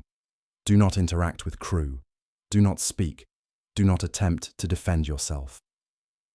I closed my eyes. This was right. This was standard protocol. This was the Imperium protecting itself. If they killed me immediately, before Karzul could use me, before the ember could ignite, then maybe this could still be contained. Maybe Karos's sacrifice would not be meaningless. Maybe Fiala's smile would not be wasted. Maybe the galaxy would not burn. I opened the Vox again. My voice was steady. Acknowledged. There was a long pause on the channel. Then, we are ready to receive. The Valkyrie's autopilot aligned with Aegis Crown's docking rings. I could already see the silhouette of the warship. Cold, monolithic, a cathedral of steel and void shield architecture. Salvation, judgment, end. I rested my hand against my chest. The ember pulsed. Slow, patient, waiting. And I understood something terrible. It did not need to take me. It only needed to remain in me. Until I spoke, until I dreamed, until I remembered him in the presence of others, until memory became contagion, until faith became fire. I opened the emergency medkit by my seat. My hand hovered over the autodock injection port. One injection, one depressurization, one clean, painless end. A death of choice, not purpose. The ember pulsed again, but this time, not patient, insistent. My vision blurred red. Heat surged through my veins. My lungs seized. The Valkyrie alarm screamed. A voice filled the cockpit. Soft, low, very close. You cannot kill a memory. My hand dropped from the injector, trembling, weak. The ember settled again. Calm, still, waiting. The Valkyrie locked into the Aegis Crown's docking port. Steel clamped, atmospheric seal engaged. I was about to step into the ship, into the heart of the Imperium, carrying Karzul inside me. Not by corruption, not by possession, by memory, the most powerful weapon in the galaxy.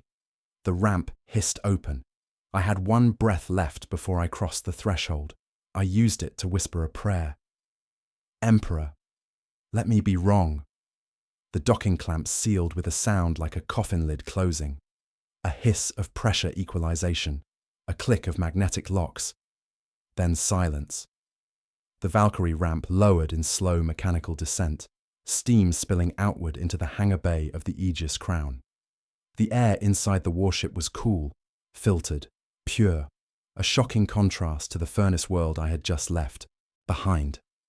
I tasted metal and antiseptic, and fear. Not mine, theirs. 2 squads of inquisitorial stormtroopers awaited me, hellguns raised, visors opaque. They stood motionless, not in readiness, but in judgment. I stepped forward, not hesitantly, not defiantly, just step by step, like a man walking into a courtroom where the verdict had already been written centuries ago. Sergeant Atra Ronna, came a voice. The speaker stepped from behind the formation, black carapace armor, rosette displayed openly, face sharp enough to cut stone. Inquisitor Mariken Thaler. I had heard of him. A Puritan of the Ordo Hereticus. A man who believed corruption was not prevented by vigilance, but by elimination. His eyes assessed me like a weapon whose purpose was unknown. Have you been touched by the warp? I opened my mouth. The ember inside my chest pulsed, a warning, a reminder, a claim. I did not answer the question. I answered the truth I could still reach. I was present when the entity awakened. Thal's jaw tightened. Remove your helmet. Stormtroopers tensed, not as a threat, but because they expected a transformation, a mutation, the birth of a demon. They were prepared to kill me in a fraction of a second. I unclasped the seals, lifted the helmet, let cool ship air hit skin scorched by planetary heat. No horns, no lesions, no warp fire in the eyes, just me. But the embers in my veins glowed faintly beneath the skin of my temples, almost invisible, almost nothing. Not enough to execute openly, not enough to ignore. Thaler's voice was surgical. You will not be killed yet.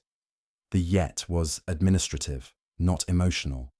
You will be quarantined, interrogated, scanned, and recorded. If you are corrupted, you will be terminated. If you are not, he paused. Your testimony will determine the crusade that follows. A crusade against Karzul. My lungs tightened. I followed them without resistance, boots echoing against polished adamant flooring as we passed through hangar corridors and into the containment wing. The Aegis crown was a cathedral of steel, vaulted ceilings, stained glass liturgies, servo skulls floating like silent witnesses. Every surface was designed to remind the unworthy that they lived beneath judgment. The stormtroopers halted outside an armored door, stamped with sigils of warding and denial. Thale spoke. Inside. You will not be harmed unless you attempt deception. I stepped in. The cell was not a cage. It was a chapel, a single bench, a purity seal affixed to the wall, a faint incense burner emitting sanctioned fumes to calm the soul. No restraints, no weapons, a prison built for the mind, not the body. The door sealed behind me. Silence returned. My breathing echoed louder than it should have. Each heartbeat pulsed heat into my ribs. The ember shifted, not spreading, not growing. Listening, I sat. I do not know how long passed before the chamber lamps dimmed, and a vox grill in the ceiling clicked open. Sergeant Ronar, came Thale's voice. We are ready for your account. I exhaled once. Then I spoke.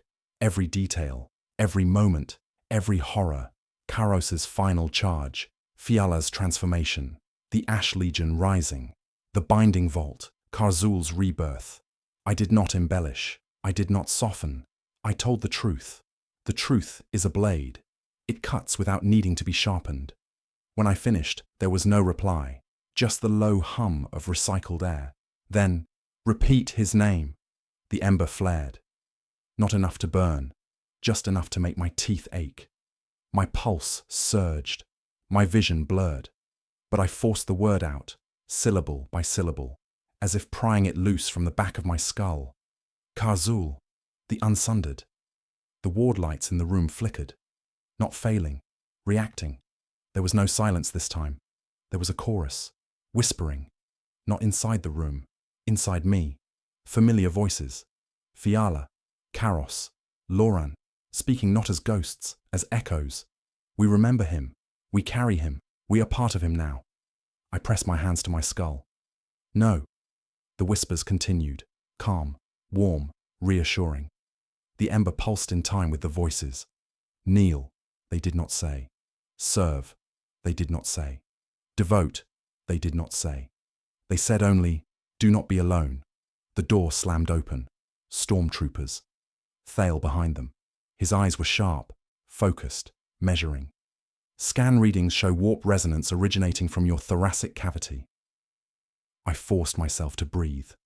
Then kill me. Thale did not look surprised. He stepped closer, not with pity, with purpose. If I kill you now, we lose the only vector through which we may understand him. The Imperium has records of Karzul, fractured, forbidden, sealed, but no living memory, no continuity of identity. I stared at him. He stared back. Two men afraid for different reasons. We need you alive, Thale said, for now. The ember flared again, softly, not claiming, not attacking, not corrupting, just waiting, like coals banked in a winter hearth. Thale turned to leave. The troopers followed, the door sealed. I sat in the silence once more, not alone, never alone, not anymore. My voice was nothing but a breath when I spoke, Karos, I understand now. Survival was not mercy. Survival was duty, and duty was the cruelest gift of all. The ember pulsed, slow, patient, enduring, waiting for the moment it would be given air. I did not sleep. The human body needs rest, but whatever I had become was no longer operating on the simple rhythms of cells and exhaustion. My muscles ached. My nerves trembled. My bones felt too heavy inside my skin. But I did not tire, not fully. The ember inside me sustained. It frightened me more than the entity that had placed it there. Hours passed, or minutes, or days. Time lost meaning inside the quarantine chapel. The air was sterile and cool, filtered through a dozen purifiers. No heat, no scent of ash, no whisper of flame. But inside me, the heat waited. Still, quiet, contained. Not a corruption, a memory. I tried to think around it, to separate myself from it. I recited the litany of self, the oaths of flesh, the 43 lines of sanctioned identity, the catechisms of the Omnissiah, the oath of the Emperor's enduring light. Each effort felt like speaking to a locked door. Then I tried something more desperate. Karos's voice, his last command. Ronar, witness. The ember pulsed, not in agreement, in recognition. The door of the chapel hissed open. I did not flinch. Inquisitor Thaler entered alone. No stormtroopers, no servitors, no wards, just him. A sign of power, or recklessness, or both. He studied me. Not my body, not my skin, my eyes. You have not changed. I didn't answer. No mutagenic trace, no warp flux swell. The resonance remained stable, contained. Again, I didn't answer, because we both knew what he wasn't saying. I was not cured. I was holding, for now. Thaler stepped closer. Do you understand what we are facing? I nodded. A warlord who cannot be killed, who cannot be contained once fully remembered. Good, Thaler said. Then you understand what comes next. He activated a wrist slate. A hollow projection unfolded. Grainy tactical overlays, Imperial fleet formations, orbital artillery trajectories, exterminatus protocols, worlds burned clean. We must destroy Nadir 6 before he leaves it. I should have agreed instantly. It was logical, tactical, necessary. But when I pictured the planet burning, I didn't see a world. I saw Karzul standing in the fire, unhurt, unchanging, certain. The ember inside me glowed warm, like approval. My pulse quickened. I clenched my jaw. You cannot burn him, I said. Flame is not his enemy. Thaler stopped. His eyes sharpened. Say that again. Flame is his language, his memory, his identity. Exterminatus will not destroy him. It will complete him. A silence that tasted like metal and dread settled between us. Thaler closed the hollow, very slowly. Then we require another method. We both knew what that meant. Not destruction, severance, unmaking identity, breaking the memory he feeds on. And I, of all survivors, carried that memory most strongly. I realized the truth as he did.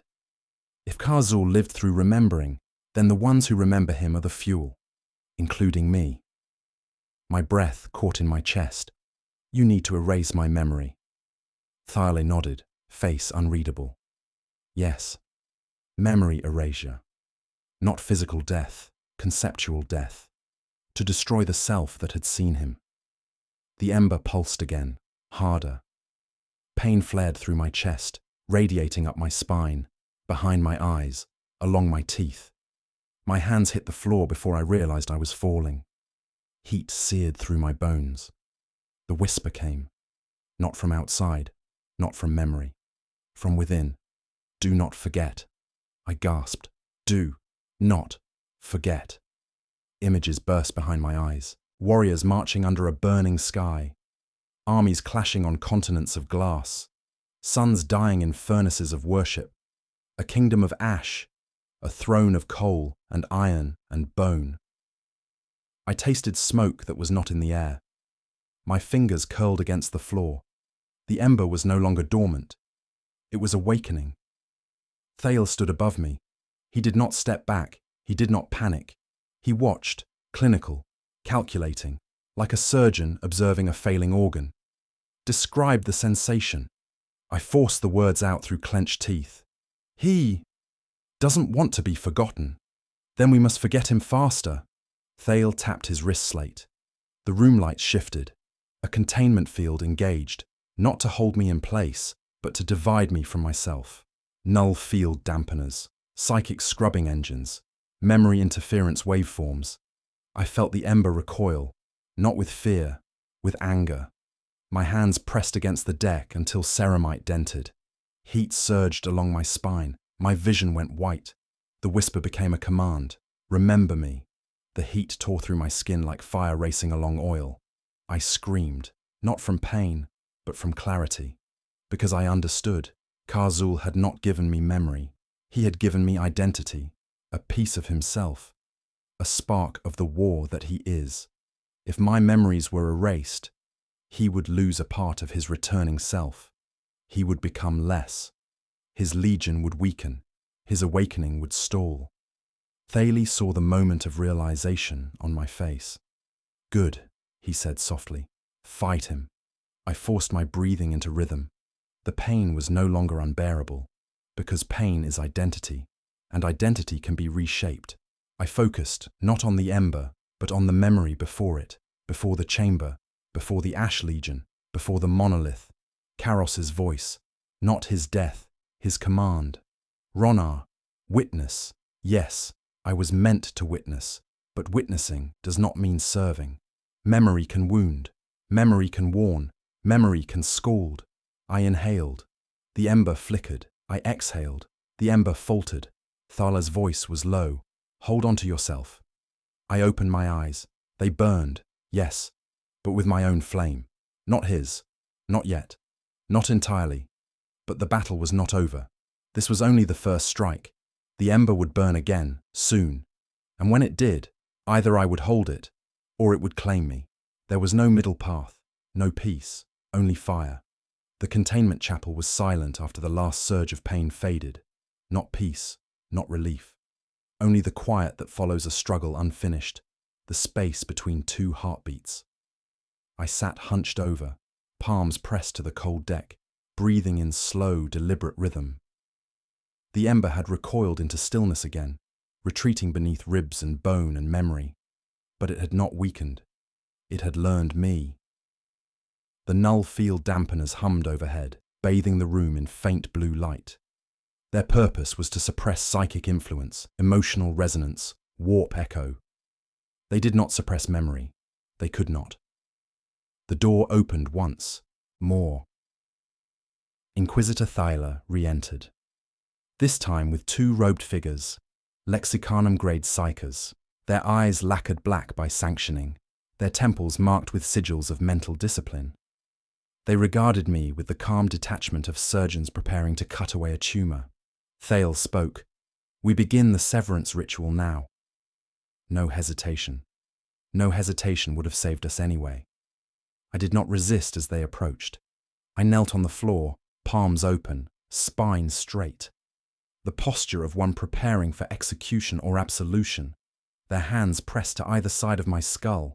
Cold, then heat, not physical, cognitive. They were inside my mind, not tearing, not ripping, untwining. They began with the day of landing, unfolding memory, layer by layer, the planet, the silence, the heat, then Helion Central, the chanting, the figures of ash, then Fiala, her last smile before she crossed the threshold we only saw, and then, him. The psychers hesitated, not because they were afraid, because something in my mind was watching them. They pushed deeper. I gasped. A tremor ran through my bones. The ember flickered. The psychers' voices layered into a low, droning litany.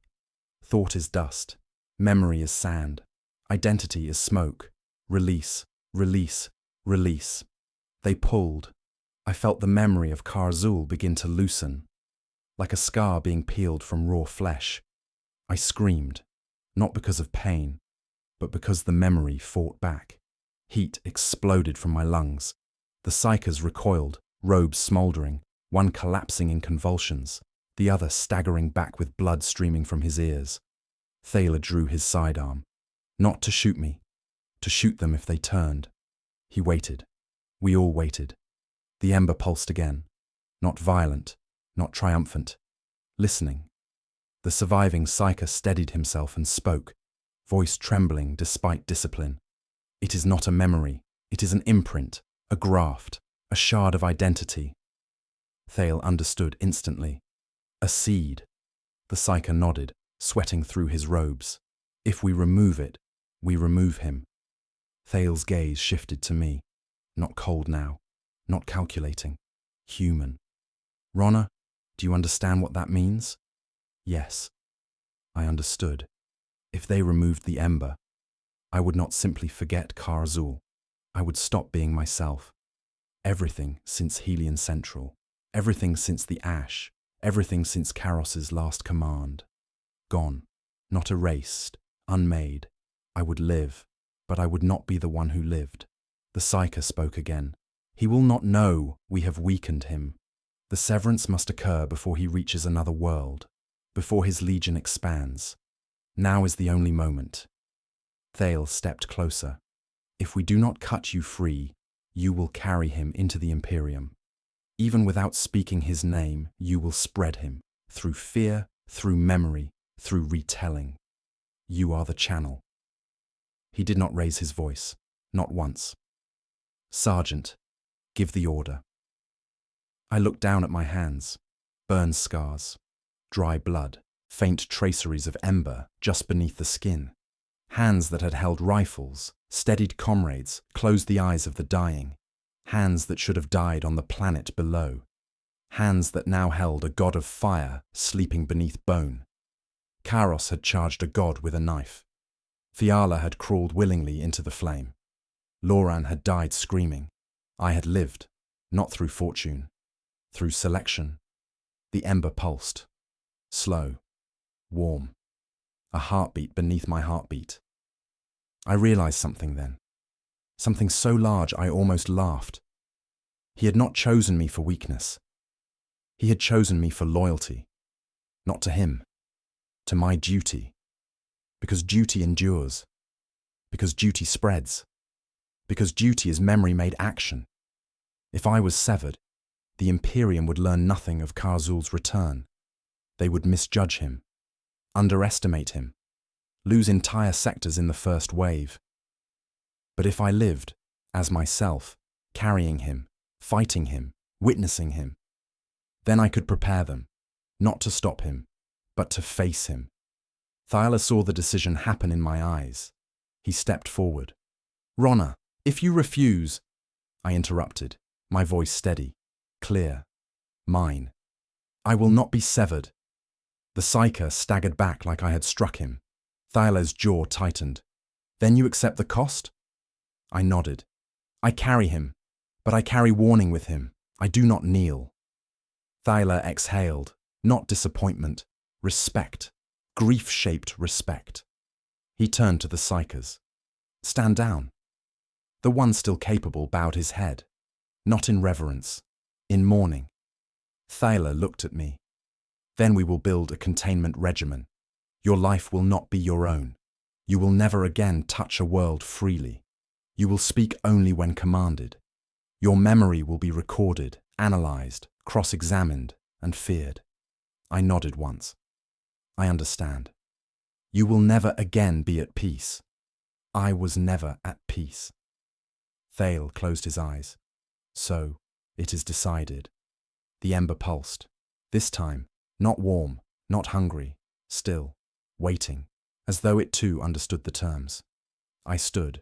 The chapel doors opened. Stormtroopers waited, not to escort a prisoner, but to escort a burden, a messenger, a witness, a man carrying a war.